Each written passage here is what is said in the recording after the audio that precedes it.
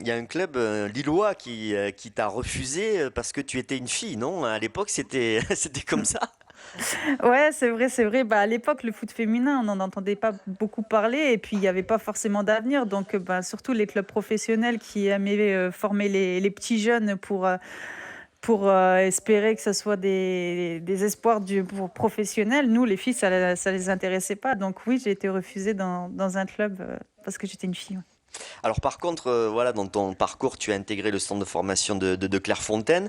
Donc ça veut dire que dans les catégories jeunes, ça marchait bien. Ça veut dire aussi que c'était en train de se structurer au niveau du football féminin. Comment s'est passée cette arrivée au centre de formation de Clairefontaine, voilà, qui est, on le sait, le centre référence des équipes de France et notamment de l'équipe de France A. Alors pour moi, ça a été deux émotions. Il y a eu deux émotions, notamment la première où j'étais un peu triste de quitter mes copains, de quitter ma famille, de quitter la région et de partir en centre de formation. Je me retrouvais à quelques kilomètres de chez moi, donc j'étais un peu partagée.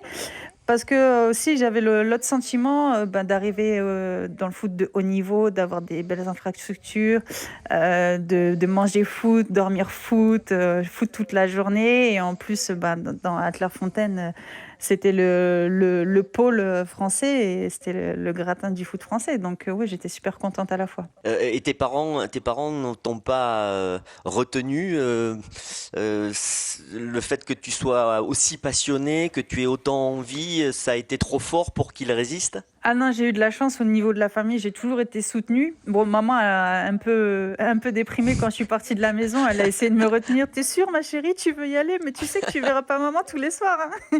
Mais c'est pas grave, maman. Je penserai à toi quand même. Moi, tu sais, la mienne aussi, ça a été pareil. Elle a pleuré quand je suis parti au centre de formation de Bordeaux-Dijonin. Comment s'est passée cette première année au centre de formation à Clairefontaine? Parce que là, pour le coup, c'est l'internat, là, c'est concret. C'est à la fois, t'es contente, tu joues au foot tous les jours, mais t'es à l'internat, t'es loin de chez toi. Ça a été dur au début? Alors, pour ma part, ça n'a pas été forcément très dur parce qu'en fait, on était quand même un groupe de filles d'une bonne dizaine de joueuses et en fait, on était toutes dans la même galère en fait au final. Et ces coéquipières sont devenues mes sœurs. Et donc, quand il y en a une qui avait le coup de blues, et on était là, toutes entre nous, pour se réconforter, se soutenir et puis avancer pour devenir des femmes et des footballeuses aussi. Est-ce que tu as senti que il y a une évolution sur le point de vue du football féminin après cette Coupe du Monde en France? Est-ce que les médias se sont un peu plus intéressés? Est-ce que le grand public s'est un peu plus intéressé au football féminin? Est-ce que le championnat en a profité un petit peu ou pas? Alors, durant la Coupe du Monde, on a vu une évolution médiatique exceptionnelle. Même un an avant, franchement, j'avais jamais vécu ça. Après la Coupe du Monde, c'est sûr que ça s'est un peu plus calmé et que le championnat, je pense qu'on aurait aimé, nous, en tant que joueuses, avoir un peu plus d'évolution. Mais bon, après, on est peut-être un peu trop pressés. On espère que ça va continuer dans le bon sens, en tout cas. On a vu de belles nations et notamment dans certains pays, j'ai le sentiment que le football de club s'est quand même pas mal développé. Je pense notamment à l'Angleterre où ils mettent les moyens. Je pense notamment à l'Espagne aussi où ils mettent les moyens.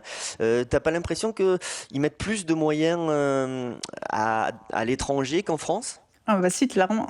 Si, clairement, parce que je pense qu'avant, on avait peut-être 10 ans d'avance et là, maintenant, on s'est fait rattraper, voire dépasser.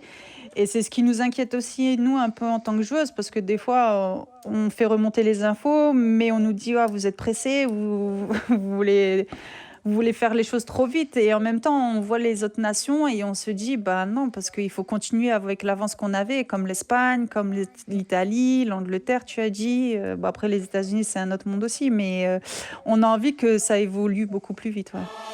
Planète Lisa sur France Bleu.